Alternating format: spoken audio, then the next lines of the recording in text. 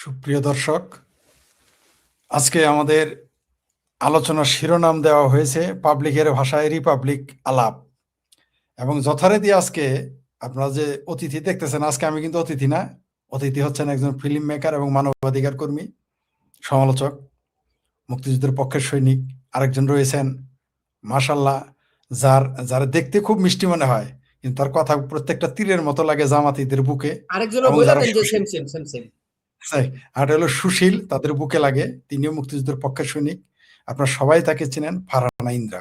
যত না ফারহানা হিসেবে চিনেন, তার চেয়ে বেশি চিনেন ইন্দ্রা হিসেবে। তার ব্যাপারে নতুন করে বলার কিছুই নাই, তিনি নিজেই এতই গুণবতী যে তার গুণ বলে শেষ করা যাবে না, তাই আমি বলতে অনাগ্রহী। প্রিয় দর্শক, আমাদের শিরোনামটা আপনারা দেখেছেন যে পাবলিকের ভাষায় রিপাবলিক আলাপ, যদি আনসেন্সর্ড। আপনারা এটাও জানেন যে এইখানে আনসেন্সর্ড এই জন্য যে এইখানে কিছু কিছু সময় অনেকেই বলে যে বক্তব্যগুলো সেন্সর থাকা উচিত। আমরা মনে করি, বা আমাদের চ্যানেল মনে করে, যে কিছু কিছু সময় আনসেন্সরও থাকা ভালো। কারণ ঘোড়া দ্রুত গতিতে যাওয়ার জন্য মাঝে মধ্যে চাবুক কষতে হয়। তা না হলে, যেমন আপনি আপনি তো আমাদের জামালপুরের বাসনা সাবান দিয়ে তো আপনি যেটা দিয়ে মুখ ধন, যেটা দিয়ে শরীর ধন, সেটা দিয়ে তো আপনি কাপড় দিতে পারবেন না। তো এই জন্য মাঝে মাঝে আনসেন্সর থাকা উচিত বলে আমিও মনে করি। যেটা বলতেছিলাম, যে আজকে শুরুতে আমি যাব আমাদের ফারহানা ইন্দ্রা দিয়ে লেডিস ফার্স্ট, তাকে দিয়ে শুরু করে। উনি বারবার অভিযোগ করেন ওনাকে আমরা পরে নিয়ে আসি, আজকে ওনাকে আগে দিতে চাই। ফারহানা ইন্দ্রা, আপনার কাছে, আমাদের দর্শকদের পক্ষ থেকে আপনার কাছে আমার প্রশ্ন, এই যে জামাতের নেতা এর আগে একজন বলেছিল যে ঢাকা বিশ্ববিদ্যালয়ের ছাত্রীরা হচ্ছে, মানে শব্দ উচ্চারণ করতে আমার খুব কষ্ট হচ্ছে, কিন্তু তবু বলতে হবে, বলেছিল বেশ্যা। সেটা আমরা তখন মিউ মিউ করে দুই একজনকে, মিউ মিউ বিড়ালের দুধের বাচ্চা মনে হয় কেবল হয়েছে চোখ ফোটানোর, মিউ মিউ করে প্রতিবাদ করেছিল, কি দেখাও জানাই, শোনাও জানি। অদ্ভুত ব্যাপার, সেই দলেরই নেতা এখন সাদা শকুন, যে শফিকুর রহমান ডাক্তার, সে বলেছে পেশাজীবী মানেই হচ্ছে বেশ্যা। তার বউ শুনেছি চাকরি করে, তাহলে কি এই সাদা শকুনের বউ কি বেশ্যা? আরেকটা প্রশ্ন আপনার কাছে আমার, সেই সাথে, যখন জননেত্রী শেখ হাসিনা বলেছিলেন যে আমি কি রাজাকারের নাতিপুতিদের চাকরি দেবো আগে, তার জন্য রাতের একটা সময় তারা দল বেঁধে মাজায় কাপড় বেঁধে নেমে পড়ে বলেছিল তুমি কে আমি কে রাজাকার রাজাকার। এখন কি তারা এইভাবে নেমে যাবে, তুমি কে আমি কে বেশ্যা বেশ্যা বলবে কি? প্লিজ বলেন আপনার মতামত কি। আপনি যেহেতু নারী, এটা আপনার, কারণ আমরা নারীদের সর্বোচ্চ সম্মান করি। নারী আমার মা, নারী আমার বোন, নারী কখনো আমার প্রেমিকা, নারী কখনো আমার স্ত্রী। সবচেয়ে বড় ব্যাপার হচ্ছে নারীবাদীদের হুমকির কারণে আমরা মূলত সঙ্গে একজন নারীকে সঙ্গে নিয়ে আসি নারীদেরকে গালি দেওয়ার জন্য, কারণ আমরা গালি দিই না। আমরা গালি দিলে নারীবাদীরা আপনি আজকে এত কথা বলতেছেন কি জন্য? না না, কিন্তু আপনাদেরকে আমরা হায়ার করে এনেছি শুধুমাত্র নারীদেরকে গালি দেওয়ার জন্য, সেটা ক্লিয়ার করলাম, কারণ আমরা গালি দেই না, কারণ তাহলে নারীবাদীরা কয় খাচ্চত যায় না মহিলা ইজ্জত যায় না দুইলে, আর খাচ্চত যায় না উপস্থাপক তো ভুলেই গেছে যে আজকে সে অতিথি। যাই হোক, প্রিয় দর্শক, আজকে কিন্তু আমি হইলাম উপস্থাপক, আমি অতিথি না। প্লিজ ফারহানা ইন্দ্রা, আমাকে মিউট করে দেন, আমাকে মিউট করে দেন। না মিউট করবো না, আপনি বলেন, থাকেন, আপনি শুনেন। জি ফারহানা ইন্দ্রা। কি আর বলিব, দুঃখের কথা। দুঃখের কথা তো না, এখন এটা সুরে সুরে সুরে বলতে হয় দেখে দুঃখের কথা বললাম, কিন্তু আসলে কথাটা হয়েছে কি, ওই যে লাঙ্গের আশা কইরা তোমার ভাতারের বাচ্চা আঙ্গে, মানে এই গানটা গাওয়া উচিত আমাদের সমস্বরে, তিনজনে একসাথে। আপনি যে বললেন, হ্যাঁ হ্যাঁ, টিটু ভাই মিস করতেছি, যে গানটা আসলে মানে গান তো পরের কথা, আমাদের আসলে একসাথে মিলে গালি দেওয়া উচিত। আমি একসাথেই দিই, যেমন আমি কখনো কোনো ব্যাডারে বলি না এই তুই অমুক তমুক, আমি তারে অন্যটি বলি, এই যে আমাদের সাওয়ামি ম্যাডাম আছে, ফর্সা ধবধবে চামড়া, বিলাইয়ের মতো চোখ, সাওয়ামি ম্যাডাম, যে হাঁটলে তার আগে তার ভুঁড়ি হাঁটে।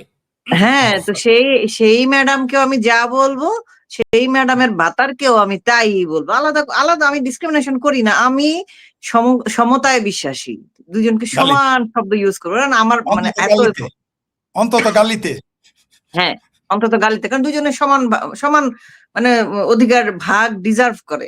কেন ডিজার্ভ করে? কারণ এই যে দেখেন, আমরা কি স্ট্যান্ডার্ড ধরি যে ঢাবিটা একটা বাচ্চা ছেলে মেয়ে ভর্তি হয়েছে, তার একটা মিনিমাম একটা স্ট্যান্ডার্ড আছে, যারা নর্মাল, যেটা আমরা সাধারণত এই সমাজে দেখে আসছি। যেমন ক্যামব্রিজে যে পড়ে আর যে এই ভুরুঙ্গামারি কলেজে যে পড়ে, দুজনের জ্ঞানের তফাৎ আমরা বলবো না যে দুজনের জ্ঞানের তফাৎ আছে, কিন্তু দেখেন অক্সফোর্ডে পড়ে আসা আমাদের ঝাড়াপি, সে কিন্তু এই বক্তব্যের কোনো প্রতিবাদ করেন। আপনারা দেখছেন যে ঝাড়াপিকে নিয়ে সবার যে এত আকর্ষণ, ঝাড়াপি রেভলিউশনারি একটা চেঞ্জ নিয়ে আসবে পলিটিক্সে, ফিমেলদের জন্য অ্যান করবে, ত্যান করবে, তার সাউয়া ম্যাডামের জন্য শ্যান করবে। তো আমরা তো কিন্তু কিছু দেখতে পাইলাম না। এই যে জামাতিদের সাথে জোট বেঁধে যে সে ইলেকশনে নামছে, সে কিন্তু একটা ওয়ার্ডও খরচ করে নাই। আপনারা নোটিস করছেন এটা? তারপর আমাদের যে আরো আছেন যে আমার না আপনাদের প্রিয় ফরিদ ভাই এবং রাসেল ভাইয়ের খুবই প্রিয় মানুষ আমাদের দিলশানা পারুল, যিনি সারা জীবন ল্যাংটা হয়ে ঘুরলেন, এখন দেখি একটা কামলা বুয়ার মতো একটা গোমটা দিয়ে ঘুরতেছে। আমি ছবি দেখে প্রথমে চিনতেই পারি নাই, এই কালার সেই কাল। মানে সিরিয়াসলি নারী অধিকারের কথা সারা জীবন বইলে আসলা, এখন যখন তোমাকে দিল ঠাপানো, তুমি কি করলা? সুসুর করে চুল দেখানো ছবি বাদ দিয়ে ঘোমটা একটা মাথা লটকায়া তুমি এদের ইলেকশন করতেছো। তোমার লজ্জা শরম নাই? আপনি বলেন এই মেয়েদের জন্য এখন আমি কি কথা কইতাম? আমাকে যে বলতেছেন নারীদেরকে জামাতে শফিক আমির এই কথা বলছে সেই কথা বলছে, আমি কাদের নিয়ে বলবো? আমি দুইজনের কথা বললাম, দুইজনই ঢাকা ভার্সিটির শিক্ষক, নামি দামি, এবং মানুষ যাদেরকে স্ট্যান্ডার্ড হিসেবে মনে করে সেই দুইজন শিক্ষকই আমাদের পিও শাওয়ামি ম্যাডাম বলেছেন যে উনি যেসব প্রমাণ পেয়েছেন হ্যাকর, উনি সেটাতে কনভিন্সড। এত সুন্দর প্রমাণ দুনিয়াতে আর কেউ দিতে পারে নাই। কিন্তু দেখেন, যখন আমরা বলছি যে 24শে জুলাই আগস্ট সেটা কোনো নর্মাল মানুষের আন্দোলন না, সেটা হচ্ছে জামাত শিবিরের ঘটানো ষড়যন্ত্র, তখন কিন্তু এটা শাওমি ম্যাডামের পছন্দ হয় নাই। তখন সে বলছে না, তার ওই যে সেই ছবিটা আমার মনে আছে যে এরকম করে চাগায় গিয়া যে ছাত্রের সাথে বুকে বুক ঘষা দিয়ে দাঁড়ায় আছে, সে ছাত্রকে সেভ করতে গেছিল। ও মাই গড, ছাত্রকে সেভ করতে যাওয়া সেই রেভলিউশনারি ছবি দেখায়, সে অনেক ফুটেজ খাইছে ওই টাইমে। মানে সে যেদিন ছাত্রকে সেভ করতে গেছিল সেইটা নিয়ে আমার প্রচুর মানুষের সাথে তর্ক হয়েছে। প্রত্যেকটা মানুষকে আমি বুঝাইতে ব্যর্থ হয়েছি সফলভাবে যে দিস ইজ এ পাবলিসিটি স্ট্যান্ট। আমি তাদেরকে বলতে গেছি, তারা বিশ্বাস করে না, তাদের কথা অসম্ভব। ঢাবির একটা ম্যাম কি করে বুঝে শুনে শিবিরদের সাথে ঘষাঘষি করতে যায়। আজকে আমি প্রত্যেককে সেই মোনামি মেম্বার বিং কনভিন্সড অ্যাবাউট চুম্মা আমিরের হ্যাক স্টোরি, আমি ফটোকার্ডটা প্রত্যেককে ইনবক্স করছি, কিচ্ছু মেসেজ লিখিনে, জাস্ট পোস্টটা ছবি ফটোকার্ডটা পাঠাইছি। তারা সবাই সিন করছে, কেউ কোনো রিপ্লাই দেয় নাই। মানে এই যে ব্রেন লেভেল, এদের জন্য আপনি কি কথা বলবেন বলেন? আমরা সারা জীবন চিৎকার করছি, হ্যাঁ। এখন বলেন আপনারা ফেসবুকে চিল্লাইছেন, রাস্তাঘাটে গিয়ে কি করছেন? ভাই, নিজের ফ্যামিলিতে বা সারাউন্ডিংসে যেসব মানুষজন, যেসব মেয়েরা বা যে কোনো ধরনের যে কোনো ব্যক্তি কষ্টে আছে তাকে যে কোনো ভাবে সাপোর্ট দেওয়ার ট্রাই করছি, সেটা ফেমিনিজমের অ্যাঙ্গেল থেকে হোক, হিউম্যানিটেরিয়ান অ্যাঙ্গেল থেকে হোক, হোয়াট এভার ট্রাই করছি। আজকে ওদেরকে দেখি তারা আমি কে তুমি কে বিকল্প বিকল্প বলে শেখ হাসিনাকে নামায় এখন আশা করতেছে লীগ ছিল সময় সরি লীগ ছিল সময় যেরকম নারী অধিকার নিয়ে তারা চলতে পারছে, এখনো তারা চলতে পারবে। এই ডেলুলু ভার্সনে তারা বৈশা আছে। মানে ডেলুলু বললাম কারণ গেঞ্জিরা এরকম বলে, গেঞ্জিদের ওয়ার্ড গুলো হচ্ছে এরকম ডেলুলু। আর আমরা যদি বলি ইউফোরিক বাবল, এটা তাদের কাছে মনে হয় এটা আবার কি ধরনের শব্দ, এই জন্য ডেলুলুটা আমি বললাম, ব্যাখ্যাটা ওই কারণে দিলাম। এই ডেলুলু লাইফ নিয়ে ওরা বসে আছে, সরি, যে শেখ হাসিনার আমলের মতো তারা এই আমলেও মনে করেন সবকিছু নাইচ্চা কুইদ্দা উল্টা একদম আদায় কইরা ফেলাবে। দেখেন তাদেরকে কেউ বাল দিয়ে গুনতেছে। এদিকে আমাদের চুম্মা আমির বলতেছে আমার আইডি হ্যাক হয়ে গিয়েছিল, আমার আইডি আমি ফেরত এনেছি। এদিকে আমরা কিন্তু জানি যে এক্স আইডি, যেটা আগে নাম ছিল টুইটার, এলন মাস্ক কিনে নেওয়ার পর একটা নাম দিছে এক্স।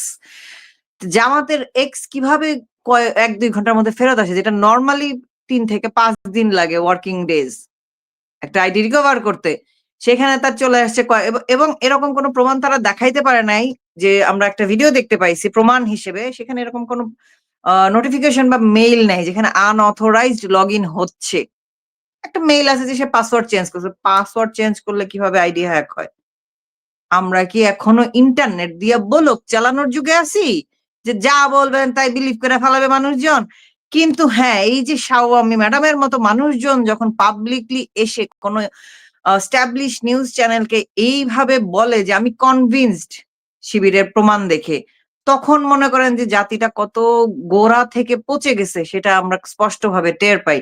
এখন আসি আমরা পরের ধাপে, যে জামাতের আমি মহিলা শাখার সেক্রেটারি, জামাতের আমিরের মাননীয়া স্ত্রী, যার কাজ হচ্ছে ঘরে থাকা সন্তান লালন পালন করা এবং স্বামীকে রেন্দে বেড়ে খাওয়ানো, সে এসে পাবলিকলি প্রেস মিট করতেছে যে আমরা রাজনীতি করি কিন্তু আমাদের নারী পদ লাগবে না। তাহলে তোমরা কিসের জন্য রাজনীতি করো? মানে জামাত যেমন ইসলামের সেবার জন্য রাজনীতি করে, ক্ষমতা যাইতে চায় না। আজকে ইলেকশনে এত ভোট চাইতেছে কি জন্য? আমি তো ভাই এই জিনিসটা বুঝলাম না। জামাত সারা জীবন বলছে আমরা ক্ষমতার জন্য লালায়িত না, আমরা মানুষের সেবা করতে চাই। সরি, সেবা কর, তাহলে তোরা এরকম ইলেকশনে ভোট চাইতেছিস কি জন্য? মানে যে টপিকে ছিলাম, তো সেই মহিলা একজন ডাক্তার, সেই মহিলা আওয়ামী লীগ সরকারের আমলে সংরক্ষিত আসনের মহিলা এমপিও ছিল। তার আজকে মনে হয়েছে 54 বছর ধরে তারা নির্যাতিত, কথা বলতে পারে নাই, তাদের মহিলা সদস্যদের উপর হামলা মামলা হচ্ছে, এবং এই মহিলাগুলাই আপাদ মস্ত কালা কালা বোরখায় ঢেকে মানুষজনের ঘরে ঘরে গিয়ে বলতেছে এবারে ভোটটা আমাদের দাঁড়িপাল্লাতে দিয়েন। তাহলে তোমাদের কোনো কিছুই লাগবে না, পদ লাগবে না, সংসদ সদস্য পদ লাগবে না, জামাতের না আমিরের জামাত তোমরা হইতে পারবে না, কিছুই পারবে না। তাহলে তোমাদের ভোটটা কেন লাগতেছে? তোমাদের এই দুনিয়াবি ভোটাভুটি নিয়ে তোমাদের এত টেনশন কিসের? কেন তোমাদের এত টেনশন? তোমরা ঘরে থাকো, সন্তান লালন পালন করো, রাইতে খাটে সার্ভিস দাও, দ্যাটস এনাফ। তো তসবিহ জপো, আল্লাহ বিল্লাহ করো, তাহাজ্জুদের নামাজ পড়ো, 5 ওয়াক্ত নামাজ ঠিকভাবে পড়ো, রোজা রাকাত দাও। তোমাদের তো ইলেকশনে ব্যাটারা কি করলো না সেটা তোমাদের কেউ কেউ ডাকে নাই। তোমরা যে কাজের জন্য আসছো, তুমি এই মহিলা বলতেছে পাবলিকলি যে আমরা ইসলাম ইমান আনছি, এই বিশ্বাসে কোরআনে আমরা বিশ্বাস করি। তাহলে তোমাদেরকে যেহেতু বলা হয়েছে, তাহলে তোমরা ইলেকশন নিয়ে তোমরা মাথা ঘামায়ও না, তোমরা তোমাদের মতো থাকো না। তারা সেখানে ঘামাবে এবং বলবে আমাদের নারীদের উপর হামলা হচ্ছে। কোথায়? আর তোমরা বলতেছো 54 বছর ধরে তারা কথা বলতে পারে। 54 বছর ধরে তারা সহ্য করলি কি জন্য এই জিনিস? আমার মাথায় তো এই বুঝটা আসতেছে না। মানে কারণটা কি তাদের এত সহ্য করার? কোনো কারণ আছে? আমাকে একটু দেখাই দেবেন। এখন বলেন যে 54 বছরের আগে তারা কি 54 নিপীড়িত বছরে ছিল না? 54 বছরের 5 বছর তো তাদের জামাতের 2টা মন্ত্রী ছিল, তাহলে তখনও কথা বলতে পারে নাই। না, না, মানে 54 বছরের ইতিহাসটা কেন বলে ফরিদ ভাই? 54 বছরের আগে যে ছিল, মানে 47 থেকে 71, ওটা খুব আরামদায়ক সময় ছিল তাদের কাছে। তারা কি ওই টাইমে ব্যাক করতে যাচ্ছে? আমার কাছে তো মনে হয় ওই টাইমে ব্যাক করতে চাচ্ছে। কারণ এই যে 54 বছরের বঞ্চনার ইতিহাসের ক্যাসেট তারা বাজায়, সেই ক্যাসেটের রেজাল্ট হিসেবে আমরা দেখতে পাইলাম কি বাংলাদেশ পাকিস্তান ডিরেক্ট ফ্লাইট চালু হয়েছে, এবং সেই ফ্লাইটে আমাদের সো কল্ড ইনফ্লুয়েঞ্জা গুলা পাকিস্তানে গিয়ে চেক ইন দিচ্ছে এবং ছবি দিচ্ছে। ওয়েলকাম পাকিস্তান। ঘরের কেমন ছেলে লাগছে? ঘরে গেছে, ঘরের ছেলে ঘরে গেছে, আপনি রাগ করেন কেন? না, ওরা তো ওই আপনাকে ঘরে। এখন আমি আপনাকে এই কোশ্চেনটা করে আমার কথাটা শেষ করি যে আপনার কেমন লাগছে এটা দেখে? ভালো লাগছে আমার, কারণ ঘরের ছেলে ঘরে ফিরে গেছে। আপনার কাছে আবার আসবো, আমি একটু শাহাদাত রাসেলের কিছু বক্তব্য শুনি। শাহাদাত রাসেল, আপনি আনমিউট করেন, আপনার সাথে আমরা কিছু আলোচনা করি, দর্শককে আপনি কিছু বয়ান আপনার পক্ষ থেকে আমরা জানতে চাই। প্রিয় দর্শক, এখন আমাদের সাথে কথা বলবেন বরাবর যিনি উপস্থাপনা করেন, তিনি এখন আজকে আমাদের বক্তা। আমরা তার কাছে জানতে চাইব এই যে 1 মাসে, মানে ডিসেম্বর মাসের চাইতে জানুয়ারি মাসে বেশি লাশ পাওয়া গেছে, মানে জলে স্থলে এমনকি জেলখানায়। তো আমরা তো আগে জানি নির্বাচন হলে শেষরাসুরও পালিয়ে যায় এলাকা ছেড়ে। তো হঠাৎ করে নির্বাচনের সময় আইন শৃঙ্খলা বাহিনীর যে অবনতি ঘটলো, এবং আপনি কি মনে করেন যে নির্বাচনটা আদৌ হবে? আর যদি নির্বাচন হয় তাহলে কি ঘটতে পারে? আর নির্বাচন না হলে কি ঘটতে পারে? যদি একটু আপনার ভাষায়, পাবলিকের ভাষায় রিপাবলিক বয়ান দিতেন। জি, সাদত রাসেল। ধন্যবাদ ফরিদ ভাই। একজনকে কমেন্টস করছে এখানে, এমন হ্যাকার করলো হ্যাক, বেশ্যা ডেকেই আইডি ব্যাক। খুব চমৎকার দারুণ লিখেছে জয়ন্ত সেন। ধন্যবাদ আপনাকে। চমৎকার। আর আমি আর একটু ওই আমিরের ব্যাপার থেকে আসি। সেটা হচ্ছে গিয়ে জি, মিয়ামি কি যেন, মিয়ামি না মোনামি, মোনামি হচ্ছে যে বলেছে এটা না ওইটা, হুজুর এমন করে না। তো মোনামির আসলে ইন্দ্রার ভাষায় ইন্দ্রার ভাষায় ওটা সাও আমি। আচ্ছা, তো ধরেন ওই মোনামি হচ্ছে গিয়ে তার একটা ব্যাপার মনে রাখা উচিত, পুরুষ সবসময় একই ভাষায় কথা বলে না। তাকে হয়তো oh my baby doll, oh my baby doll বলে শফিক, কিন্তু সবসময় আসলে ওই এক্সপ্রেশনটা শফিক দেয় না। তো নিশ্চয়ই হয়তো কি বলে যে খাস বাংলা বোধহয় বিশেষ কাজের সময় শফিক পছন্দ করে না, বিধে আপনাকে বিশেষ কাজের সময় হয়তো ও মাই বেবি করে, হ্যাঁ, হানি হানি করে, কিন্তু এই ভাষাটাও ব্যবহার করা হয়। এবং আমরা জন্মের পর থেকে ওয়াজ মাহফিল থেকে শুরু করে বিভিন্ন জায়গায় এই ভাষার ব্যবহার দেখে আসছি। যারা চাকরি করে তারা বেশ্যা, তারা চরিত্রহীন, গার্মেন্টসে যারা যায় প্রত্যেকে জেনা করে। এইগুলা আজকের বয়ান না, জামাত এবং এই মৌলবাদী গোষ্ঠীর এই বয়ানটা আমি অন্তত আমার জন্মের পর থেকে শুনে আসছি। এখন প্রশ্ন হচ্ছে, তাহলে ঢাকা বিশ্ববিদ্যালয়ে যে মূর্খগুলো পড়াশোনা করে, আন্তর্জাতিক মানুষ যে মূর্খগুলো, সেই মূর্খগুলো তো ভোট দিয়ে এই শিবিরকেই ক্ষমতায় আনছে, এই জামাতকেই তো দাবিতে ক্ষমতাই তো করেছে। ওরা কি জানতো না ঢাবির মেয়েদেরকে জামায়াত কি মনে করে?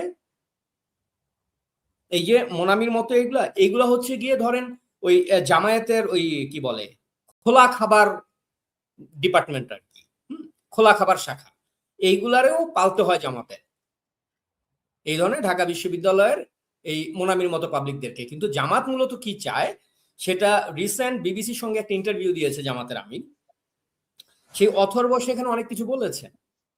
নারী, তাদের দলে একজনও নারী নাই, অথচ আমাদের সংবিধান অনুযায়ী নারীদের একটা অংশ থাকার কথা, সেটা নাই। তারপরে নারীরা কোনোদিন নেতৃত্বে আসতে পারবে না, কিন্তু নারীরা যা ভোট চাইতে পারবে, তালিমের নামে এক একজনকে পাকিস্তানি হালিম খাওয়াতে পারবে, এগুলো সবকিছু হালাল, সুতরাং ক্ষমতায় আসতে পারবে না। রাসেল ভাই, আমি মাঝখানে একটু ঢুকবো, কারণ হচ্ছে রাসেল ভাই হ্যাঁ, ভোট সংগ্রহ করতে পারবে, নারীরা সবকিছু পারবে, কিন্তু আমিরে জামাত হইতে পারবে না, কারণ নারীরা শারীরিক ভাবে ওইটা নাই, এই জন্য পারবে না। জি না, এটা একটা বড় কথা। যেরকম এই বিষয় আসলে যে সিগারেটের কথা আমার মনে পড়ে, অনেক সময় আমি বলি যে নারীরা সিগারেট খেলে বাংলাদেশে একটা হাহাকার লেগে যায়, চারদিকে আহারে আহারে গেল একটা রব পড়ে যায়। কিন্তু নারী এবং পুরুষ সিগারেট সবার জন্যই ক্ষতিকর, দুজনের শরীরে সমানভাবে এটা ক্ষতি করে। নারীর জন্য যতটুকু এটা নিষিদ্ধ হওয়া উচিত, পুরুষের জন্য ঠিক ততটুকুই নিষিদ্ধ। এটার মধ্যে আলাদা কিছু নাই, এটা কোনো মহান কর্ম না সিগারেট খাওয়া, কিন্তু পুরুষ খেতে পারবে, নারী খেতে পারবে না। তো এটা শুনলে আমার মনে হয় যে সিগারেটের আকারটা তো দেখছেন কিরকম, লম্বা, চিকন, গোল, হ্যাঁ। তো এই যে সাইজটা দেখলেই তো মনে হয় ভাই এটা পুরুষ সঙ্গের মতো। তো একটা নারী যখন কোথাও দাঁড়ায়, একটা সিগারেট ফোটে নিয়ে আগুনটা জ্বালায় দেয় না, পুরুষ ধাপটা লাভ দিয়ে ওঠে যে আমারটা আগুন লাগাই দিল কিনা। তো এই কারণে আমার মনে হয় যে নারীদের আসলে সিগারেট খাওয়া বন্ধ করা উচিত, কারণ পুরুষ আতঙ্কিত বোধ করে সাইজের কারণে সিগারেটের। তো এই যে আদর্শটা, এই আদর্শটা আমরা পুরনো, এটা বহু কাল যাবত আমি বা আমরা তিনজনই বিভিন্ন প্ল্যাটফর্মে কথা বলে আসছি, রাস্তায় মিছিল করা থেকে শুরু করে অনলাইন অফলাইন সব জায়গায়, এমন কোনো জায়গা নেই যেখানে এই মৌলবাদী গোষ্ঠীর বিরুদ্ধে, জামাতের বিরুদ্ধে কথা না বলছি আমরা এত বছর। তো তাহলে ঢাকা বিশ্ববিদ্যালয় কেন পছন্দ করলো? তারা জামাত শাসিত ঢাকা বিশ্ববিদ্যালয় চায়, কারণ শিবির জামাত আলাদা কিছু না, শিবির সেই আদর্শ লালন করে যেটা শফিক লালন করে। আমার এর কথা হচ্ছে কি, ঢাকা বিশ্ববিদ্যালয় কবে এতটা পচে গেল? আওয়ামী লীগ সরকারের অবশ্যই এখানে বড় একটা দোষ আছে। সেই যে মাদ্রাসার সেই ছাত্রীগুলোকে, সেই ফকিন্নিগুলোকে, টোকাইগুলোকে, মূর্খগুলোকে ঢাকা বিশ্ববিদ্যালয়ে ভর্তি হওয়ার জন্য একটু বিশেষ সুবিধা দেওয়া হয়েছে, যেটা তীব্র প্রতিবাদ জানাই। কিন্তু কে বলে কি ওইটুকু? এর বাইরেও গত 50 বছর যাবৎ ধীরে ধীরে ধীরে ধীরে সবকিছুকে ইসলামীকরণ করা হয়েছে, সব জায়গায় জঙ্গিবাদী এই মানসিকতা, যে কি বলে যে আপনার নারীরা কাজ করলেই যে তারা খারাপ, এই বয়ানটাকে এস্টাবলিশ করছে। দুঃখজনক ব্যাপার, আমরা আমাদের বয়ান এস্টাবলিশ করতে পারি নাই। ওরা বয়ানের রাজনীতি করে, ওরা ভোটের রাজনীতি করে না। এই মৌলবাদীরা তার বয়ানটাকে এস্টাবলিশ করে গেছে এতদিন যাবত। আর বাংলাদেশের লাশের যে কথাটা আপনি বললেন ফরিদ ভাই, আজকেও আমি একটা ভিডিও দেখলাম, কোন জায়গার যেন একটা ভিডিও, যে একটা নদীর মধ্যে একটা মানুষের লাশ ফুলে ভেসে উঠছে এবং সেটা ভেসে যাচ্ছে, পাড়ে দাঁড়িয়ে কেউ একজন ভিডিও করেছে। তো বাংলাদেশের মানে ওই যে কি বলে নদীমাতৃক বাংলাদেশ, সেই নদীমাতৃক বাংলাদেশ এখন আসলে নদীর সাথে আপনার লাশটাকে যুক্ত করতে হবে, যে লাশময় নদীমাতৃক বাংলাদেশ। আপনি চিন্তা করতে পারেন, আজ পর্যন্ত কোনোদিন শুনছেন যে বাংলাদেশে নদীতে এই পরিমাণ লাশ পাওয়া যায়? গত ডিসেম্বরের চাইতে জানুয়ারিতে খুনের সংখ্যা দ্বিগুণেরও বেশি। মবের মাধ্যমে খুন, নদীতে ভাসমান লাশ, সবকিছুর সংখ্যা দ্বিগুণের বেশি হয়েছে গত এক মাসে। এমনকি কারাগারেও হত্যা, বিচার বহির্ভূত কারাগার হত্যা। এটাও সম্ভবত আমি দেখলাম 25 জন না কতজন মারা গেছে শুধু জানুয়ারি মাসে। মারা গেছে না, হত্যা করা হয়েছে পরিকল্পিতভাবে 17 জন। হ্যাঁ, তো এই কাজটা করেছিল মালয়েশিয়ার মাহাথির, যাদেরকে গ্রেপ্তার করেছিল তাদের মধ্যে একটা বড় অংশই জেলখানায় হার্ট অ্যাটাক করে এটা করে ওইটা করে মারা গেছে, কেউ বিচার শেষ পর্যন্ত পৌঁছতে পারেনি। আজকে ইউনূস এই বাংলাদেশে মুক্তিযুদ্ধের পক্ষের মানুষদেরকে মানে নিশ্চিহ্ন করা, যাকে মনে করেন মামলা দিয়ে খুব বেশি দিন রাখা সম্ভব না, যার কোনো অপরাধ প্রমাণ করা সম্ভব না, মব দিয়ে গ্রেপ্তার করছে, সে 2 দিন পরে মানে আইনে তো আপনার আসলে তথ্য উপাত্ত লাগে, একজনের ক্রাইমের তো কোনো প্রমাণ লাগবে আপনার দিন শেষে তাকে সাজা দিতে গেলে। তো যখন কোথাও সাজা দেওয়ার কোনো উপায় না পাচ্ছে, যখন কাউকে অপরাধী বানাতে না পারছে, তখন তাকে জেলখানার মধ্যে হত্যা করা হচ্ছে যাতে সে বেরোতে না পারে।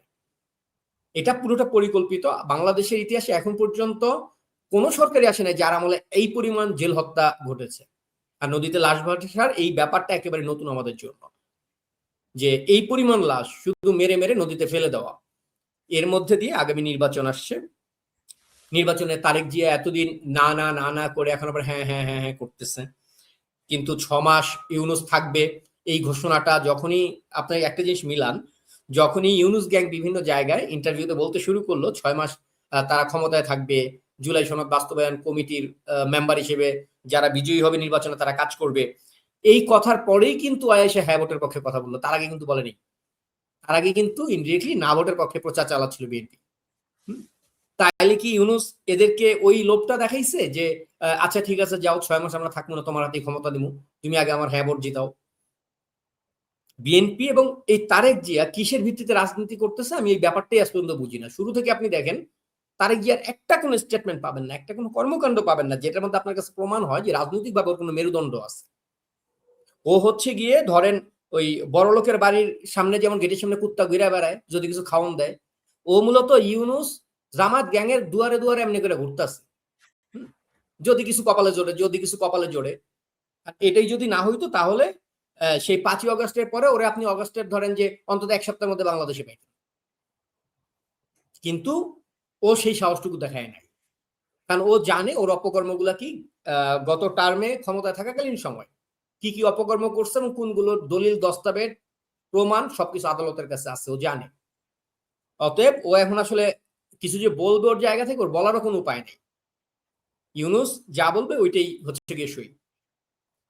তো এই পর্যায়ে গিয়া আগামী নির্বাচন কোন জায়গায় যাবে, আমি আসলে নির্বাচন হবে না এটা একটা বড় প্রশ্ন, নির্বাচন হবে কি না হবে, কিন্তু ওদের নির্বাচন হবে কি না হবে ও বাল নিয়ে আসলে আমাদের কোনো মাথা ব্যথাও নাই। কারণ পুরো আপনি দেখছেন যে বিদেশে যে ব্যালট পেপার গুলো পাঠিয়েছে তার মধ্যে 11,000 ব্যালট পেপার ফেরত আসছে যারা ভোট দেয় নাই, একদম খালি ব্যালট পেপার পাঠায় দিচ্ছে। অথচ এই ডাস্টবিন শফিক, এই ফকিন্নির বাচ্চায়, হ্যাঁ এই ফকিন্নির বাচ্চায় কয়দিন আগে বলছে মানুষ মুখিয়ে আছে আমাকে সিল মারার জন্য। মানুষ এত বছর সিল মারে নাই, আমার সিল মারবে। কোথায় কোথায় সিল মারে, ওরে কোথায় সিল মারবে? ওর মা বাপ বউ ওর মেয়ে সবার গোয়ার উপরে। তো যাই হোক, আমরা ভাবছিলাম সিল মারবে বাঙালি, 11,000 ব্যালট পেপার ফেরত আসে। বাকিগুলা কি হয়েছে সেটা আপনি জানেন ফরিদ ভাই, আপনি দেখছেন বাহরাইন এবং হচ্ছে দুবাই বিভিন্ন জন ভিডিও করেছে যে জামাতের অফিসে ব্যালট গুলা গেছে এবং তাদের কাছে যখন ব্যালট পেপার পৌঁছানো হয়েছে সবগুলোর মধ্যে দাঁড়িপাল্লায় সিল মারা। 11,000 যেগুলো হয়তো ওরা আমার কাছে সিল না মাইরা একটু কি বলে যে আপনার নিরপেক্ষতা দেখানোর জন্য হয়তো বা ওই 11-12,000ই মানুষকে পাঠাইছিল সিল না মাইরা, তারা আবার কোনো সিল না মাইরে ফেরত পাঠাই দিয়েছে বাংলাদেশে। আর বাকি যেগুলো ছিল ওগুলো ওরা সিল মেরা পাঠাইছে। বোঝেন আপনি ফাত্রামিটা? কারণ বাঙালি আসলে এই ভোটটাকেই গ্রহণ করতেছে না কোনোভাবে। ওরা এত প্রচার করতেছে, এত কিছু করতেছে। এবং আরেকটা প্রসঙ্গ আপনাকে আমি মাঝখানে বলে আমি হ্যান্ড ওভার করছি, সেটা হচ্ছে যে ইউনূস আপনি দেখছেন যে 140 কোটি টাকা শুধুমাত্র বরাদ্দ করা হয়েছিল হ্যাঁ ভোটের জন্য 6টা মন্ত্রণালয়ের পেছনে। যে মন্ত্রণালয়গুলোকে 140 কোটি টাকা দেওয়া হলো শুধু হ্যাঁ ভোটের পক্ষে প্রচার চালাইতে, শিল্পকলা একাডেমি থেকে শুরু করে প্রত্যেকটা মন্ত্রণালয়কে আমরা দেখলাম কোটি কোটি টাকা খরচ করে তারা হ্যাঁ ভোটের পক্ষে প্রচার চালাচ্ছে। এখনো আমার গত কালকে হচ্ছে বাংলাদেশ থেকে আমাকে ইয়ে করলে স্ক্রিনশট পাঠালো সরকারি ওই যে গভর্নমেন্ট gov.info এই নাম্বার থেকে SMS পাঠানো হচ্ছে হ্যাঁ ভোট দেওয়ার জন্য গতকালকেও। অথচ নির্বাচন কমিশন দীর্ঘমেয়াদে নিজের গোয়া বাঁচাবার জন্য এখন এসে ঘোষণা করলো সরকারের কোন পক্ষ যদি প্রচার চালায় হ্যাঁ ভোটের পক্ষে তাহলে 5 বছরের জেল হতে পারে। এটা অন্যায়। থামছে কেউ? থামে নাই। তাহলে এতদিন যে নির্বাচন মানে নির্বাচনের জন্য যে প্রচার করলো হ্যাঁ ভোটের পক্ষে ইউনূস গ্যাং থেকে শুরু করে সারোয়ার ফারুকী এখানে কয়েকশো কোটি টাকা শুধুমাত্র ওর ওই গসিপ মার্কা ভিডিও বানানোর জন্য গায়েব করলো, ওর বোর প্রোডাকশন হাউস, ওর ভাই কিবরিয়ার প্রোডাকশন হাউস, এই প্রোডাকশন হাউসের ব্যানারে এই টাকাগুলো সরকার কি পারবে যে এই টাকাগুলো রিটার্ন দেন? বা এই যে ইউনুস যে এখানে সংবাদ সম্মেলন করে সবাইকে হ্যাবট দেওয়ার জন্য বলছে, পারবে যে বাঞ্ছতকে উপতা করে গড় করে দিল লাত্তি মারতে, যে তুই এটা করছিস কেন? তো বালের এই নির্বাচন কমিশন ও কি বাল বললো না বললো এতে কিচ্ছু যায় আসে না। ওদের টার্গেট ছিল শুরু থেকে আপনারা যা করবার সবকিছু করে ফেলাইবেন, এরপরে গিয়ে আমি একটা নিষেধাজ্ঞা দিব, তারপর আপনার একটুখানি চুপ করে যান, নাইলে আবার পরবর্তী সময় আইনগতভাবে আমি ফাইসে যাব। তো এই পুতুল খেলার নির্বাচন কমিশন, এই বালের নির্বাচন, এগুলোকে বাঙালি আসলে গণেই না কোনোভাবে। যদি গণতো তাহলে বাংলাদেশে এখন আপনি সেই নির্বাচনের আমেজটা দেখতেন। আজকে 1 তারিখ, 11 দিন 10 দিন বাকি নির্বাচনের, আপনি মানুষের মধ্যে কোনো রকম সাড়া দেখতেছেন? কেউ কোনো ইয়ে করতেছে? শুধুমাত্র ওই যে পাটোয়ারির মতো কিছু টোকাই রাস্তায় ঘেউ ঘেউ করতেছে, এই অবধি। আপনি গণমানুষের কোনো সম্পৃক্ততা পাবেন না এই নির্বাচনে। ধন্যবাদ আপনাকে। জি শাহাদুল হাসান, আপনার অসংখ্য ধন্যবাদ। ইন্দ্রা, আপনি তো শুনলেন যে নির্বাচনে জনগণের সম্পৃক্ততা নাই। এটা এমন না যে রাসেল সাহেব আমাদের বাদ কি বাদ অর্থাৎ বলার জন্য বলেছেন। আমরা খোঁজ নিয়েছি নিরপেক্ষ দৃষ্টিতেই। আপনিও জানেন, বাংলাদেশের মানুষ জানে, নির্বাচনের কোনো আগ্রহ ইমেজ কোনোটাই নেই। নির্বাচনই হচ্ছে একমাত্র সার্বজনীন উৎসব বাংলাদেশিদের জন্য, যে আমরা ভোটকে মনে করতাম উৎসব। আপনি কে পাশ করবে কে ফেল করবে সেটা পরের কথা। আমরা জানি যে নির্বাচনের ঘোষণা দিলে তখন অজপাড়াগায়ের শীতের রাত হলেও সেখানে 12টা-1টা পর্যন্ত চা খাওয়ার জন্য লোক বসে থাকে, বিড়ি দেয়, টাকা দেয়, পয়সা দেয়, মানে একটা আমেজ। যদিও টাকা বিড়ি পয়সা দেওয়া এটা বেআইনি, কিন্তু একটা থমথমে ভাব থাকে। আপনাকে আমি আমার এলাকার গরুর ব্যাপারের আগে একটা, এটা আপনি তো উত্তর দিবেন এই ব্যাপারে, যে আপনি এই ব্যাপারে আপনার মন্তব্য কি। একটা উদাহরণ আপনাকে দিই। আজকে আমার সাথে যেমন গার্মেন্টস ব্যবসায়ীর সাথে কথা হয়েছে, তারা বলেছে যে আগামী 1 থেকে 1.5 মাসের মধ্যে 10 থেকে 13 লক্ষ লোক, এইভাবে বলছে আমাকে, 11 থেকে 13 লক্ষ লোক বেকার হয়ে যাবে, তাও দক্ষ। এইভাবে শব্দটা বুঝেন, মানে বলে নাই যে তাদের লোক বেকার, বলছে মানে ভাষাটা শুনেন। তাদের সামারি হচ্ছে, গ্রুপ করেছিলাম, তারা বলছে 11 থেকে 13 লক্ষ দক্ষ কর্মী বেকার হয়ে যাবে। শব্দটা বুঝেন আবার, দক্ষ কর্মী। দ্বিতীয়ত, আমি আজকে গরুর ব্যাপারীর সাথেও কথা বলেছি, মানে রিয়েলি তারা গরুর ব্যাপারী, যারা এক হাটে গরু কিনে বা গৃহস্থের গরু কিনে বিক্রি করে। তাদের আমি বললাম, একটা মুরব্বী এমন, চাচা তোমার ব্যবসা বাণিজ্যের খবর কি? মানে সে এমন ভাষা প্রয়োগ করলো, মনে হইলো যে ওটা আপনার বোধহয় অরিজিনাল দাদা। এত সুন্দর সুন্দর ভাষা ব্যবহার করলো, মানে মানে এগুলো ভাষা আমি উচ্চারণ করতে পারবো না। মানে এত সুন্দর সুন্দর ভাষা এগুলো উচ্চারণ করা যাবে না। মানে আপনার মুখ ফেল, বললাম তো আপনার দাদা। ইউনুসের 14 গোষ্ঠী উদ্ধার করে ওর মা বাপ ভাই বোন, মানে খালি মেয়েটার কথা কয় না, এছাড়া সবারই সবকিছু করা শেষ। ইউনুসের সবাই বুড়ে হয়েছে, যা তা বললো। মানে গরুর ব্যাপারীও শান্তি নাই। তারপর আমি আরো 2জন গরুর ব্যাপারে জিজ্ঞেস করলাম যে কসাইরা কিরকম গরু কিনে। বলে যে আর ভাই কইও না, কসাই তো গরু কিনবো দূরের কথা, মানুষের পেটে নাই ভাত, তো গোস্ত খাবো কখন? মানে চিন্তা করে দেখেন যে বিক্রি তো হইতে হবে। গরু বিক্রি হয় 2 ভাবে, একটা হলো গৃহস্থ গরু কিনে তার হাল চাষের জন্য, এখন তো হাল চাষ তো নাই। তারপর কেউ শৌখিন লোক কিনে, আর হলো বেশিরভাগ এখন বাংলাদেশের গরু চলে যায় কোথায়? মহিষ কোথায় যায়? কসাইখানায়। বললো যে এখন আর বিক্রি নাই। এবং তখন বিশ্রী ভাষায় বললো, মৌলভীঘরের সেটা শুকায় গেছে। সেটা মানে পেট, আবার অন্য কিছু মনে করেন না, আমাদের জামালপুর সেটা মানে পেট। মৌলভীঘরের সেটাই শুকিয়ে গেছে, কেউ দাওয়াত দেয় না। আরেকজন গরুর ব্যাপারী বলছে, আমি ভাই সত্যি করে কন যে দেশের অবস্থা কি, এটা বলছি, মানে দেশের ব্যবসা বাণিজ্যের অবস্থা কি। উনি আমাকে বলল, যেহেতু যেহেতু তো গরুর ব্যাপারে কিন্তু মেয়ের জামাইরে কিন্তু ঘন ঘন দাওয়াত দেয়, এটা মনে রাখবেন। গরুর ব্যাপারী, মাছের ব্যাপারী, এরা ঘন ঘন দাওয়াত দেয়, কারণ গরুর মাংস তো ফ্রি, মাছ তো ফ্রি, জামাইরে ঘন ঘন দাওয়াত দেয়। তো বললো কয় আর আর ছোট ভাই কয় না, তুমি ঘরে জামাই রে, তোমার বাস্তির জামাই রে আগে মাসে মাসে দাওয়াত দিছি, কয় তো দাওয়াত দিতে ডরাই। মানে এটা আমাদের অঞ্চলে জামাইকে দাওয়াত দিয়ে ডরানো মানে বুঝছেন, মানে অভাবে আছে। এই জন্য এটা বোঝানোর জন্য বললাম যে মেয়ের জামাইরে দাওয়াত দিতে ভয় পায়। তাহলে এই যে অর্থনীতি, এই সময় নির্বাচন হইলেই কি না হইলেই কি, এই ব্যাপারে যদি একটু আমাদের আলোকপাত করতেন। জি, ফারহানা ইন্দ্রা। দেখেন, আপনাদের যে একজন ছোট ভাই আছে, সেই যে এই কি জানি এই স্বরাষ্ট্র উপদেষ্টা কৃষি নিয়ে প্রশ্ন করেন, যার কৃষি অনেক পছন্দ, সে পেঁয়াজের দাম নিয়ে কথা বলবে।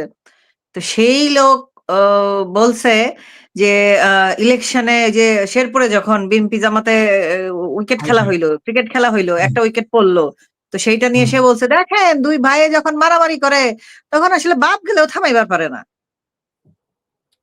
মানে এই যে তাদের ফ্রেন্ডলি ম্যাচ, এই রাসেল ভাই যেটা বললো যে ইলেকশন আমাদের কাছে উৎসবের মতো ছিল, জিতুক বা না জিতুক আমরা যাকে ভোট দিচ্ছি সে হারুক মন চায় যা হোক, বাট মানুষজনের কাছে একটা উৎসব ছিল। কারণ বললেই বলবে যে গত 17 বছর মানুষ ভোট দিতে পারে নাই। ভাই আমি সব সময় বলে আসছি, আমাকে আমার সারাউন্ডিংস, আমার ফ্রেন্ড সার্কেল, আত্মীয় স্বজন, মানে অফিস টফিস সবকিছু মিলায়, সব সার্কেল মিলায় আমি একজনকেও দেখি নাই যে ভোট দিতে গেছে কিন্তু গিয়া দেখছে তার ভোটটা দেওয়া হয়ে গেছে। এরকম ফার্স্ট হ্যান্ড সাক্ষী আমি কাউকে পাই নাই। সবাই বলে অমুকের তমুক, তো সমুকের সমুক, এইভাবে বলতো যে ভোট দিতে গেছে কিন্তু ভোট দিতে পারে নাই। আমি কিন্তু পাই নাই যে ফরিদ ভাই গিয়ে ভোট দিতে পারে নাই, এরকম এক্সাম্পল আমার চোখের সামনে নাই, আমি দেখি নাই। এরা এখন গলা চিল্লায় বলে যে ভোট দিতে আমরা পারি নাই এত বছর, এইবার ভোট দিব। এই যে পোস্টাল ব্যালটের যে কাহিনীটা, আপনারা একটা জিনিস মনে হয় আপনাদের দুজনের চোখ এড়ায় গেছে, সেটা হচ্ছে অনেকেই যখন পোস্টাল ব্যালট ভোট দিয়ে যেভাবে মন চায় ভোট দিয়ে যখন বাংলাদেশে পোস্ট করতে গেছে তখন তাদেরকে এক্সট্রা পেমেন্ট দিতে হয়েছে। কারণ এটা পোস্ট করা হয়েছে 1 ওয়ে টিকিট দিয়ে, 2 ওয়ে ডাক টিকিট দিয়ে পোস্ট করা হয় নাই। কারণ কেন বলেন তো, এই যে প্রায় 1 কোটির মতো ভোট 1 কোটির মতো ভোট এটা জামাত অলরেডি কাউন্ট করে ফেলছে। বললো যে নিউজে আসছে যে 11,000 ব্ল্যাঙ্ক পোস্টাল ব্যালট ফেরত আসছে। আমার তো মনে হয় না এটি ফেরত আসছে, এটি কোনো হানে বস্তা ভরা ছিল, চিপা চাপা থেকে উদ্ধার হয়েছে। খালি কেন ফেরত আসবে যেখানে টাকা দিয়ে ফেরত পাঠাতে হচ্ছে মানুষের, মানে ইয়েতে কি কামড়ায় টাকা, বিদেশি টাকা কি বলদের ইয়ে দিয়ে বাইরে হয় যে খালি পোস্টাল ব্যালট পাঠাবে? মানুষজনের কত আনন্দ, তারা নাকি ভোট দিতে যাবে। সে এই যে আপনি বললেন যে ভোট দেওয়ার বিন্দু মাত্র কোনো আনন্দ আমি মানুষের মধ্যে দেখি নাই, সত্য কথা। বলবেন যে দেশের বাইরে বই থেকে কি বালডা বুঝো। ভাই আমি দেশের বাইরে থাকি কিন্তু আমার ফেসবুকে যারা আছে তারা প্রত্যেকেই তো দেশে, যারা আমাকে গালি দেয় তারাও দেশে, যারা ভালো কথা বলে ওরাও দেশে। আমি কি দেশের নিউজ জানি না? আমি তো আর খাম্বা তারেক না যে 17 বছর দেশে বিদেশে বসে বসে খালি মানুষের কাছে 10% খাইছি, আমি তো এরকম না। কারণ খাম্বা ভাইয়া 17 বছর নিজেকে একটু চেঞ্জ করে না। সবাই যেটা ধরছিল যে খাম্বা ভাইয়া হয়তো কিছুটা চেঞ্জ হয়েছে, নিজেকে চেঞ্জ করে, মনে করেন মানুষ তো মানসিকতা চেঞ্জ হয় না, তার মধ্যে একটা বড়লোক দেশে বা উন্নত বিশ্বে গেলে যেরকম আমরা ভাবি যে যেসব চেঞ্জ আসে তার মধ্যে কোনো চেঞ্জ আসে না। সে দেখেন এই মোমেন্টে আইসা সে বলতেছে দেশে কোনো উন্নয়ন হয় নাই, প্রথম কথা। দ্বিতীয় কথা বলতেছে কি মেট্রো রেল অপ্রয়োজনীয়। তৃতীয় কথা বলতেছে খাল কাটবো এবং গাছ লাগাবো এত হাজার কোটি। আপনি চিন্তা করেন বাংলাদেশের ল্যান্ড সাইজ কতটুকু, এইটুকুর মধ্যে তারা খাল কাটবে 20,000 কিলোমিটার। কতটুকু জমি বাকি থাকবে মানুষজনের, ঘর বাড়ি ক্ষেত খলা সরকারি জমি, তারপর রাস্তাঘাট স্কুল কলেজ ড্রেন নালা সাগর নদী সব বাদ দিয়ে কতটুকু জায়গা থাকবে? এবং বাকি ল্যান্ডটুকুতে সে গাছ লাগাবে। মানে সিরিয়াসলি 17 বছর 20 বছর 25 বছর আগে যেসব ম্যান্ডেট মানুষ দেখাইতো ইলেকশনের সময় আসলে, এখন সে এগুলা খাওয়াইতেছে। কারণ সে ওইটুকু নিজেকে আপগ্রেড করতে পারে না। যে মানে নর্মাল মানে স্মার্ট পিপলরা কি করে, নিজেদেরকে আপগ্রেড করে, নিজেদের সময়ের সাথে সাথে মানে চেঞ্জ করে। সে কিছুই চেঞ্জ করতে পারে না। সে ইলেকশনে নতুন কোনো কথা মানুষকে শোনাইতে পারে নাই। মানে বিশ্বাস করবে না, একটা দলের এমন কোন মূলনীতি নাই বা এমন কোন প্রতিশ্রুতি নাই যেটা দিয়ে বোঝাচ্ছে যে তারা দেশের জন্য কি কাজ করবে। বিএনপির কথা হয়েছে দেশে কোনো উন্নয়ন হয় নাই 17 বছর, সব লুটপাট করে খাইছে, আমরা তাই 50 লাখ ফ্যামিলি কার্ড দিব। অথচ Sheikh Hasina smart family card 2023 সালে চালু করে রেখে গেছে। অনুমোদন না 22-এ অনুমোদন হয়েছে, 23 সালে চালু হয়ে গেছে সেই জিনিস, সেটা আমরা প্রমাণ দেখছি। 1 কোটি তো 50 লাখ এখানে আমাদের তারেক ভাইয়া খায়া ফেলাইছে। 10% নামের মানে অসম্মান করে সে 50% অলরেডি খায়া ফেলছে। এবং আপনি জামাতের সাইডটা দেখেন, তাদের নির্বাচনী প্রতিশ্রুতি প্রমিস কি?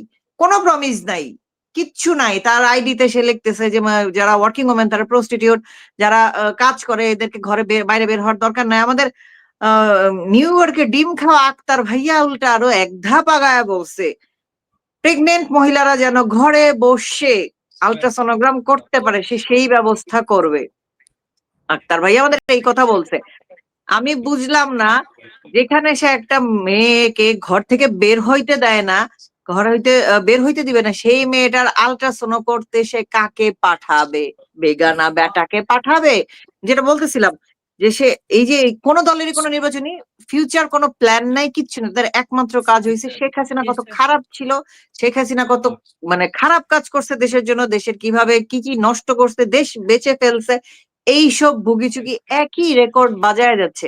তাহলে মানুষ কি দেখে আকৃষ্ট হবে এদের মধ্যে আমাকে একটু বলেন। কোন মানে মানুষ তো আকর্ষিত হওয়ার মতো কিছু লাগে। যেমন আমাদের এই লাইফটা যারা দেখে, গালি দেখবে ভালো কথা বলুক, তাদের তো মনে করেন কিছু একটা এক্সপেকটেশন থাকে যে এইটার জন্য আমি একটু দেখি, দুইটা গালি দিতে হইলেও আমি দুইটা কথা শুনে আসি। গালি দিতে আসলেও তো লাইফটা একটু দেখা লাগে 5-10 মিনিট। তো ওদের তো এরকম কোনো প্রতিশ্রুতি নেই, নতুন কোনো প্রতিশ্রুতি নেই। যাদেরকে বলছিল কোমলমতি সাধারণ শিক্ষার্থী, সেই হাসনাত আব্দুল্লাহ, আমাদের পেয়ারে হাবদাল্লাহ, সেই হাবদাল্লাহ এখন বলতেছে দাঁড়িপাল্লায় ভোট দিন। অথচ আমরা যখন বলছি এরা জামাত শিবিরের এজেন্ট, এরা জামাত শিবিরের লোক, নো ওয়ান ট্রাস্টেড আস।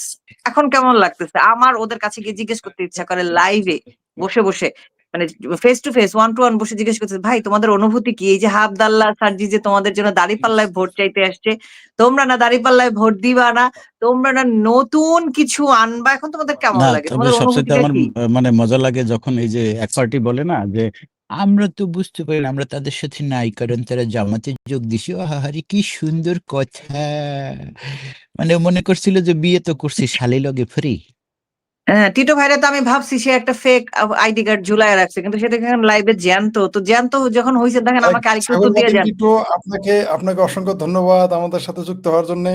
আজকে কিন্তু শাহাদাত রাসেলও গেস্ট, আপনিও গেস্ট, ইন্দ্রাও গেস্ট, আমি কিন্তু আজকে হোস্ট শোনেন আপনাদের, টিটো ভাই, বুঝছেন? আমাকে এই অ্যান্সারটা একটু দেন। তাই এখন জি। যারা এই যে বলতেছে যে আমরা কি জানি বলে কৌশলগত কারণে জামাতের সাথে জোট বেঁধেছি, আমাকে এই ওদের কি কি খাওয়াবেন, ওদের উদ্দেশ্যে কি বলবেন একটু আমাকে বলে যান। আমি আমি যাই না, টিটু আপনার কাছে এক সেকেন্ড টিটু। ইন্দ্রা যেটা বলেছে সেটা যেহেতু পাস করে দিয়েছে, আমি ভদ্র মানুষ, আসলে কে বলে ইন্দ্রা বেশি কথা বলে, এই যে কত সুন্দর উপস্থাপক কিছু বলার আগে পাস করে দিল, ধন্যবাদের জন্য ফারহানা ইন্দ্রা। আসলে আপনি দর্শকদেরই মেজাজও বোঝেন, উপস্থাপকেরও মেজাজ বোঝেন, আপনাকে ধন্যবাদ। আপনার দাদা মনে হয় কোনো চিন্তা ফিরছিল। যাই হোক, সাইবুল বাতেন টিটু, ইন্দ্রার প্রশ্ন আমার নাকি তো দেবেন। চিনতে পারে নাই আপনার কাছে আমার প্রশ্ন, লোকজন, যে নাকি আমার প্রশ্নটা চিনতেছে না। শুরু করেছিল আপনি আসার আগেই, ইটস মি। আপনি যুক্ত হওয়ার কিছুক্ষণ আগে এই কথাটা সে বিশদভাবে বলেছে। আচ্ছা, আমরা তো প্রত্যেকবার জানি যে মানে নির্বাচনের ম্যানিফেস্টো তারা মানুক বা না মানুক, অন্তত কিন্তু একটা ম্যানিফেস্টো পেতাম যে বিএনপির এই ম্যানিফেস্টো, মানে ইস্তেহার, আওয়ামী লীগের এইটা, জামাতের এইটা, কমিউনিস্ট পার্টির এইটা। আচ্ছা, এবার তো আমরা কোনো পার্টির ম্যানিফেস্টো খুঁজে পাচ্ছি না। তাহলে কি এবার কি যেমন ভোট ছাড়া নির্বাচন হবে, তেমনি কি ম্যানিফেস্টো ছাড়া ইলেকশন হতে যাচ্ছে? এই বিষয়ে যদি আপনি একটু আমাদের ধন্য করতেন দর্শকদের বলে।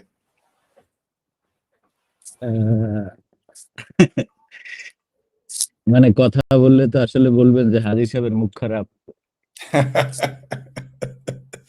মানে এই যে নির্বাচন হচ্ছে বা আসতেছে আর কি, সো কল্ড So-called নির্বাচন, এই নির্বাচন বা সংবাচন আমি বলি এটাকে, এইখানে আপনার যে সবচেয়ে বড় বিষয় যে গণরিয়া ভোট আর কি, এই গণরিয়া ভোট কিন্তু অনেক ইম্পর্টেন্ট। সামনে যে সরকার গঠন করবে না গঠন করবে, এটার সাথে কিন্তু খুব ওতপ্রোতভাবে জড়িত বিষয়টি। মানে বাংলাদেশের মানুষ এটাই জানে না যে আসলে এই নির্বাচনে যদি হাঁ জেতে তাহলে কি তারপরে হবে? আসলে কি হবে। আপনি যদি এটা ছাত্র দলের একজন জেলা পর্যায়ের লিডারকে জিজ্ঞেস করেন যে ধরেন 12 তারিখের যে নির্বাচন হবে সেই নির্বাচনে 351টা সিট পাইলো, 151টা সিট পাইলো বিএনপি, কতদিনের মধ্যে সরকার গঠন করতে পারবে? They have no idea. মানে They have yes. বাংলাদেশের 100% মানুষের সামনে যে কি হতে যাচ্ছে নির্বাচন বলে যে বিষয়টি, যে এই নাটক সামনে আসছে, তাতে আসলে এটার মানে আসলে কি হবে, গণভোটের ফলাফল হ্যাঁ বা না হলে কি হবে, কিংবা বিএনপি 151টা সিট পাইলে বা কি হবে, এ সম্পর্কে আসলে কোনো ধারণা নাই। সবচেয়ে বড় বিষয় কি আমি আপনাকে বলি, আমাদের এই উপমহাদেশীয় মানুষকে, বাংলাদেশ, ভারত, পাকিস্তান, আফগানিস্তান, এই উপমহাদেশের মানুষকে আপনি যে কোনো সময় সর্বোচ্চ লেভেলের ভোদাই বানাইতে পারবেন। এটা Right. হচ্ছে গিয়ে আমাদের মানে রাজনীতিবিদদের সবচেয়ে বড় একটা ব্যাপার। আপনি চিন্তা করেন যে কেবলমাত্র জান্নাতে নেওয়ার কথা বলে প্রত্যেক দিন 2 থেকে 4 লক্ষ শিশুকে ধর্ষণ করা হয়, অথচ তারা একটাবার এটা খোঁজে নাই যে আসলে এটা কোরআনে বা হাদিসে কোথাও আছে কিনা, কোনো জায়গায় একটা লাইন কোথাও লেখা আছে কিনা যে আসলে একটা শিশু হাফেজ হইলে সে 70 জনকে জান্নাতে নিতে পারবে। এটা যেমন একটা বিষয়, তেমনি পাশাপাশি উম, যে ধরেন এই ওদিকে কিন্তু আবার এই কথাটাও তারা বিশ্বাস করে যে নবী মোহাম্মদ ছাড়া কারোর দ্বারা ক্ষমতা নেই জান্নাতের জন্য সুপারিশ করার কাউকে। তো এখন আপনি যখন যেটা এই বাঙ্গু মুমিনকে বুঝাবেন, তখন সেটা সে বুঝবে। এবং আর একটা বিষয় আপনি জানেন না, আমরা সবাই জানি, সেটা হচ্ছে বাঙ্গু মুসলিমের হলো গিয়া আপনার যে ব্রেনের পরিমাণ কতটুকু কি তার থেকে বড় ব্যাপার তাদের মেমোরি হচ্ছে গিয়ে গোল্ডফিশ মেমোরি। তারা দেখবেন যে খুব দ্রুত একটা জিনিস, পেছনের জিনিস তারা ভুলে যায়। সেটা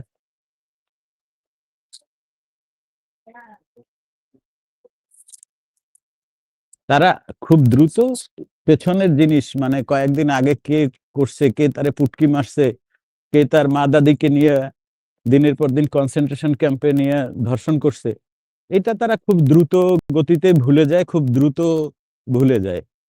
আর একটা ইমিডিয়েট ঘটনা আসলে তার পেছনেরটা আসলে ভুলে যায়।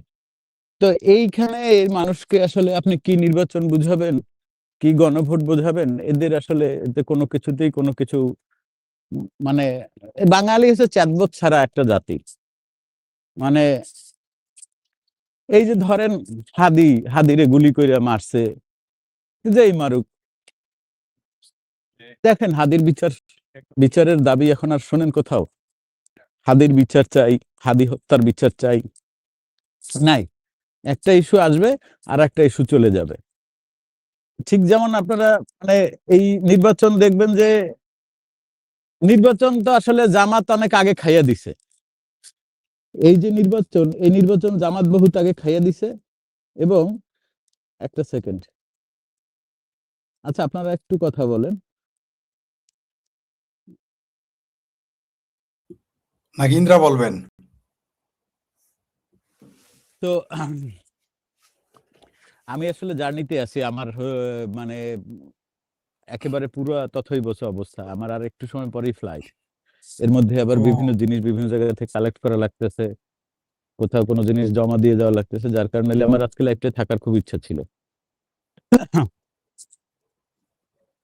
ঠিক আছে, আপনারা কথা বলেন, আমি আবার সুযোগ পেলে আমি যুক্ত হব। আচ্ছা, ধন্যবাদ আপনাকে আমাদের সাথে স্বল্প সময়ের জন্য হলে ফ্লাইটে যুক্ত হওয়ার যান, জন্য। কিন্তু সাবধানে, বাংলাদেশে যে কদিন থাকবেন একটু নিরাপদ থাকবেন, হ্যাঁ, একটু নিজের খেয়াল নিরাপদে রাখবেন থাকেন। বাংলাদেশে জি জি জি, ধন্যবাদ। আর thank you. যারা এমনিতে আমাদের মানে আমি বন্ধু বান্ধব আছেন তারা টিটুকে নক দিতে পারেন। টিটু বাংলাদেশে যাচ্ছে, আপনারা চাইলে দেখা করতে পারেন, কিন্তু অবশ্যই টিটু সেফটিটা মাথায় রাখবেন সবাই। জি টিটু, না, সাবধানে টিটু যান। টিটু টিটু ভাইকে যদি বলে যে লাল পানি নিয়ে আসবেন, টিটু ভাই সেটাও সাপ্লাই দিতে পারবে। হ্যাঁ, ওই ব্যাপারে হ্যাঁ, পার্সোনালি আপনারা ইনবক্স করে নেবেন। হ্যাঁ, আমরা লাইভে বিজ্ঞাপন করে দিছি টিটু ভাই, কিন্তু আমাকে শেয়ার পাঠাইতে হবে এবার। 10% ছাড়বো না, এরকম করলে লাভ নাই। 10% ছাড়বো না। জি, ধন্যবাদ। হ্যাঁ, ইন্দ্রা, আপনি যদি 2-3 মিনিট কিছু আবার বলতেন, তারপর আমরা রাসেল সাহেবকে দিয়ে আমরা অনুষ্ঠান শেষের দিকে যাব। যে আপনার কাছে আমার একই প্রশ্ন, যেটা আপনি তুলেছেন।